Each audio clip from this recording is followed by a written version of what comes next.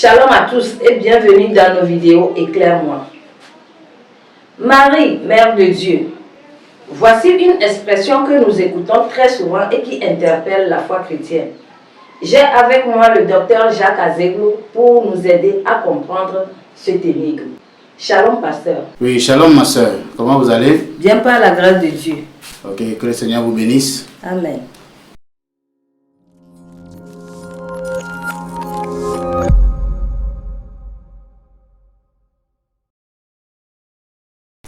Nous savons tous que Marie est la mère biologique du Seigneur Jésus-Christ, qui de son côté est Dieu, selon les Écritures. Pasteur, le fait que Marie soit mère de Jésus, cela fait d'elle mère de Dieu. Merci beaucoup pour la question et pour le sujet choisi. Effectivement, nous entendons beaucoup de gens affirmer Marie, Mère de Dieu, c'est même un sujet de prière pour une religion. Et les gens répètent cela à longueur de journée. Et je crois que c'est de notre devoir d'éclaircir les choses, de permettre aux gens de mieux comprendre ce qui s'est réellement passé et ce que nous sommes appelés à croire. Parce que ce n'est pas tout ce qui se dit qu'il faut croire. Maintenant, à votre question, le fait que Marie soit la mère du Seigneur Jésus-Christ, la mère biologique du Seigneur Jésus-Christ, est-ce que cela fait d'elle la mère de Dieu? Je vous dirai tout simplement non. Non, parce qu'un être humain ne peut pas donner naissance à Dieu, à un Dieu. Ça, c'est ce qu'il faut comprendre. Un être humain. Lorsque cela arrive comme ça, là, c'est démoniaque. Quand ça arrive, qu'une femme enfante un enfant qui s'avère vraiment Dieu, c'est-à-dire qu'elle a engendré un Dieu, c'est que c'est démoniaque. Ça ne peut pas venir de Dieu. Ce n'est pas comme ça le programme de Dieu. Je vais, dans cette vidéo, dans cette interview, vous expliquer pourquoi il n'est pas normal, il est hors doctrinal de penser que, et d'affirmer que Marie est la mère de Dieu. Je vous l'affirme tout de suite que Marie n'est pas la mère de Dieu, bien qu'étant la mère du Seigneur Jésus-Christ. Pasteur, qu'est-ce qui démontre cela dans la Bible? Alors, qu'est-ce qui démontre le fait que Marie n'est pas la mère de Dieu? Qu'est-ce qui le démontre? Lorsqu'on entend dans l'histoire de la naissance de notre Seigneur Jésus-Christ, ça c'est dans Matthieu chapitre 1, déjà, quand on lit à partir de Matthieu chapitre 1, à partir du début, on voit la généalogie de Jésus-Christ, la famille de laquelle le Seigneur Jésus-Christ est sorti.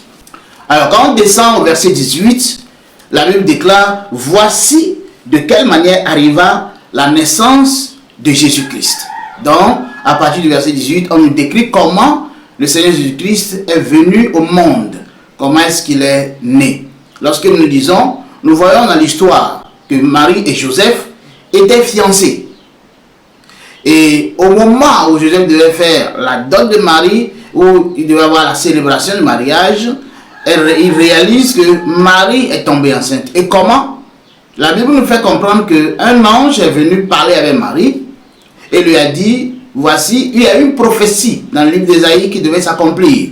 La Vierge tombera enceinte et elle va enfanter un fils qui sera appelé Emmanuel, Dieu avec nous, et qui sera aussi appelé Jésus, qui veut dire le Sauveur. Alors, Jésus, ou notre Seigneur Jésus-Christ, en qui nous croyons pour la rédemption et le pardon de nos péchés, cet homme était à la fois homme entier et Dieu. 100% Dieu et 100% homme. 100% Dieu et 100% homme. C'est ce qu'on appelle l'union hypostatique de Jésus-Christ. Il était à la fois 100% Dieu, c'est-à-dire de son côté esprit. Il n'avait pas l'esprit humain. Il avait l'esprit divin. Donc il était Dieu au niveau de son esprit. Et au niveau de son corps, il était homme. Il était humain. Donc il avait un corps humain, une âme humaine, mais un esprit divin.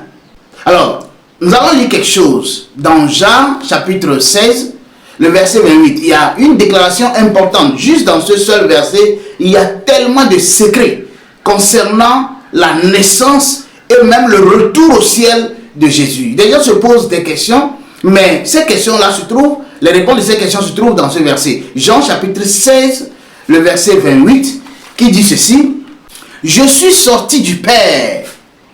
Ça, c'est le Seigneur Jésus-Christ qui parle. Il dit, je suis sorti du Père. Et je suis venu dans le monde. Maintenant, je quitte le monde et je vais au Père. Alors, je vais m'intéresser aux deux premières déclarations. Parce que là, nous avons trois déclarations. La première dit, je suis sorti du Père. La deuxième déclaration dit, je suis venu dans le monde. Et la troisième déclaration dit, je vais retourner au Père. Alors, on va s'intéresser aux deux premières déclarations parce que c'est ce qui concerne notre sujet. Il dit, je suis sorti de Dieu mon Père. Je suis sorti de lui. Voilà pourquoi nous disons que Jésus-Christ n'est pas le Père. Il est sorti du Père, mais il n'est pas le Père. Il est venu pour représenter le Père.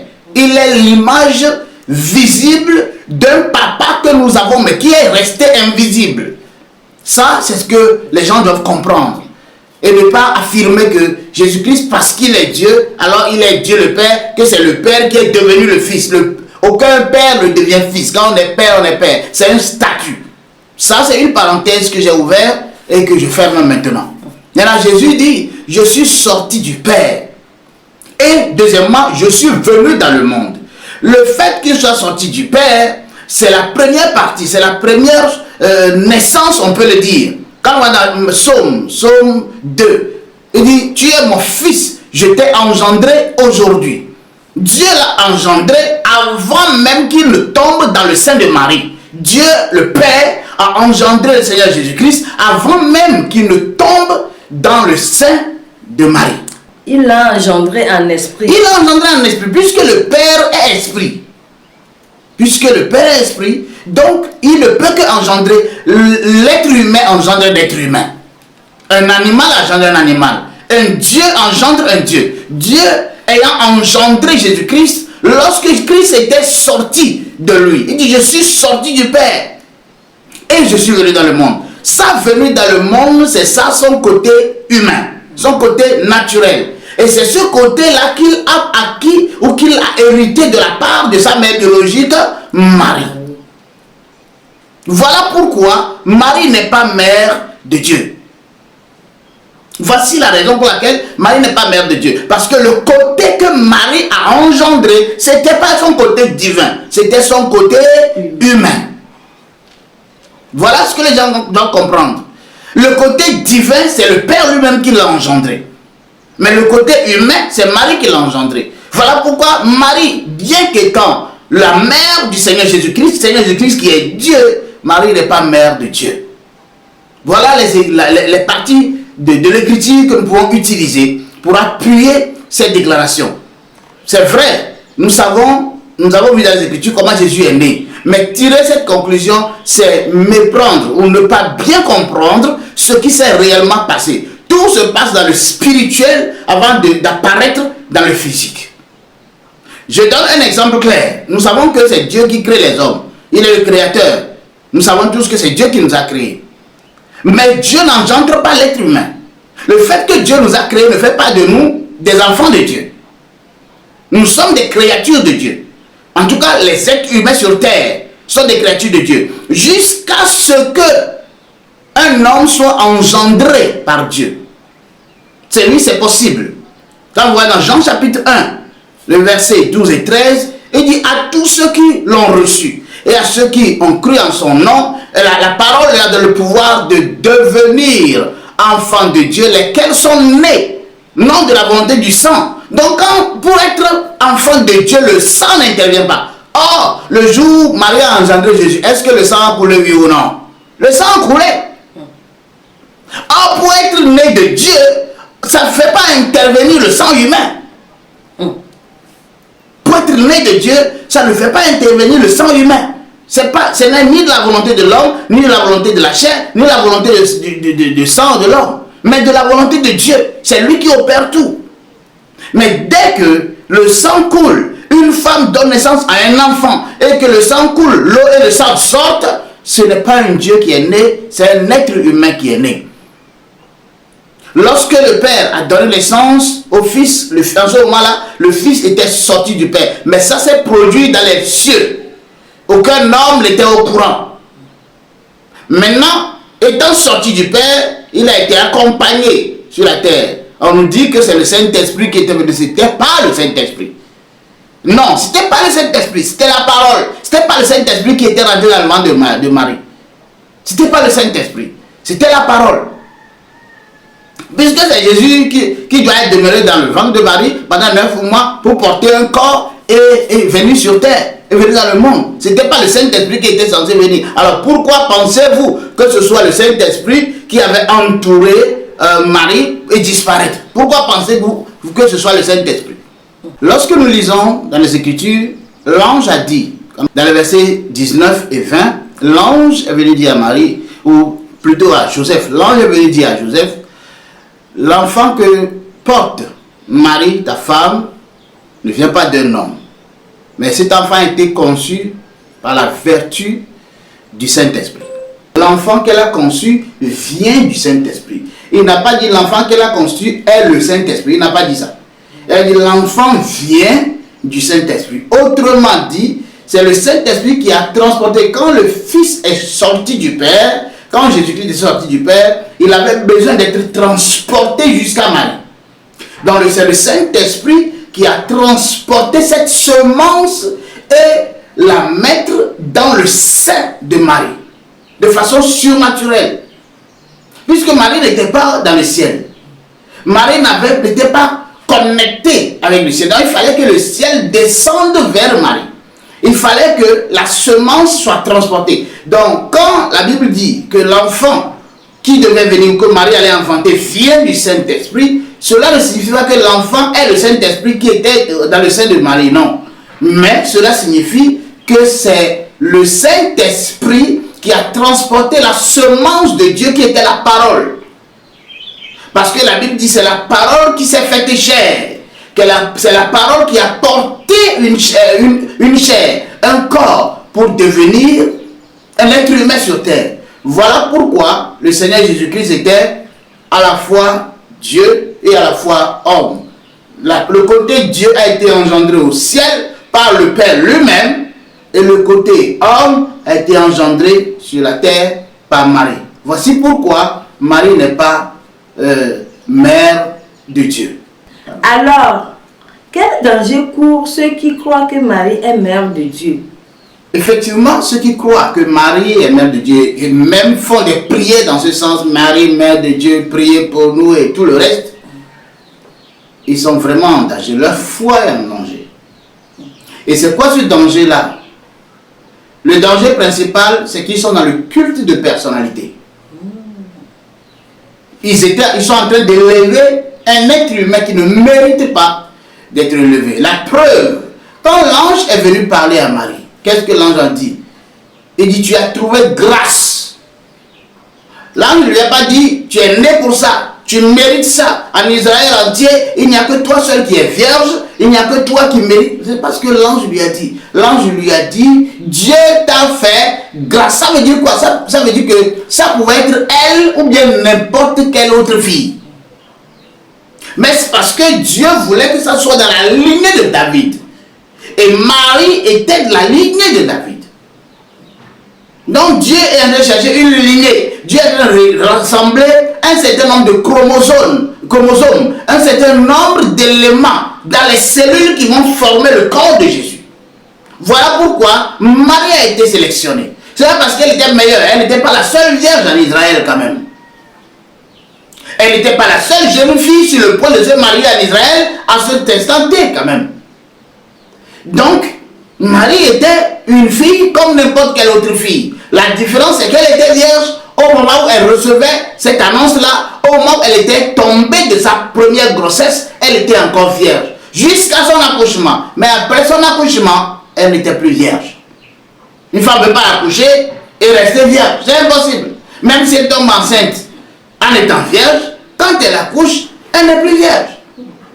Donc, Marie étant vierge au départ, mais quand elle a accouché, c'est fini. Ce soir a été rompu. Et ça, c'est ce que beaucoup de gens font semblant d'ignorer. Parce que c'est une vérité que tout le monde connaît. En tout cas, toutes les personnes âgées connaissent, surtout nos mamans. Mais on préfère fermer les yeux là-dessus parce qu'on s'est formé une image dans laquelle Dieu n'est pas. Donc, ça introduit. Le deuxième danger, c'est que ça introduit les gens dans le mensonge. Des adorateurs dans le mensonge et non pas dans la vérité. La Bible dit que le Père recherche des adorateurs dans la vérité, ceux qui vont adorer en esprit et en vérité.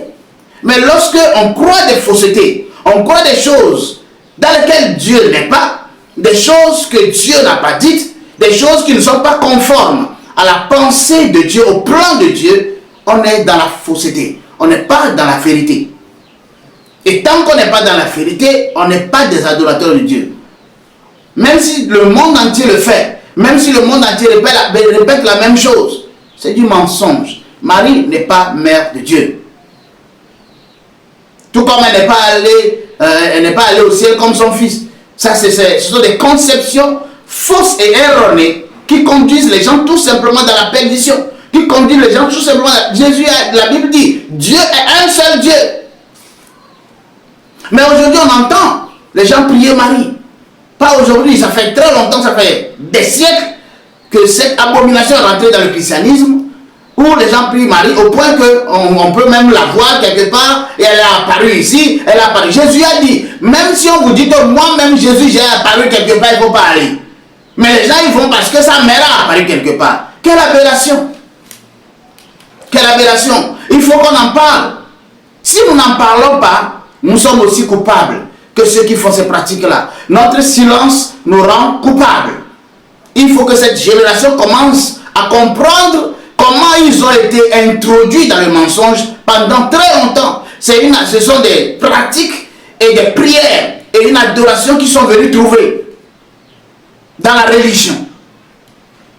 Mais aujourd'hui, le souci de Dieu est que beaucoup de gens, c'est vrai que ce n'est pas possible que tout le monde soit délivré, tout le monde sorte de là, mais Dieu veut que beaucoup sortent de là pour leur salut, pour leur délivrance. Que le Seigneur nous bénisse. Amen. Merci, pasteur, pour ces éclaircissements. Votre mot de fin. Alors, mon mot de la fin, c'est pour dire que nous devons chercher la vérité. Chercher le royaume de Dieu et la justice de Dieu. Et ça nous permettra d'avoir la lumière. Jésus-Christ a dit, je suis la lumière. Il dit, quiconque me suit ne marchera pas dans les ténèbres. Donc, lorsque nous sommes enfants de Dieu et que nous suivons Dieu par le Saint-Esprit, il n'est pas possible qu'on marche dans les ténèbres. Mais lorsque nous suivons la foule, lorsque nous suivons les gens, lorsque nous pensons qu'il faut suivre, je suis né dedans, ma famille est dedans, c'est là que je suis né. Et quand on est dans ce genre de raisonnement, on peut rater beaucoup de choses. Qu'est-ce qui te dit que ta famille n'était pas toujours dans l'erreur? Qu'est-ce qui te dit?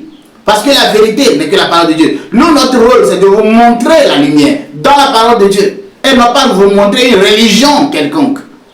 Dieu n'est pas venu créer une religion. La religion n'est que la création des êtres humains. Dieu est venu avec la vie, la lumière et l'éternité. Lorsque nous croyons en lui, lorsque nous recevons la vérité, nous sommes nés de Dieu. En ce moment, nous sommes Dieu. Tel qu'il est, tel nous sommes. Que le Seigneur vous bénisse et que sa lumière soit grandissante dans vos vies. Amen, amen. Amen. Voici qui est clair. Marie n'est pas mère de Dieu. Même si la religion nous fait croire que Marie est mère de Dieu, Marie n'est pas mère de Dieu. Attention à ce que vous croyez. Bonne et heureuse année à vous tous. À bientôt.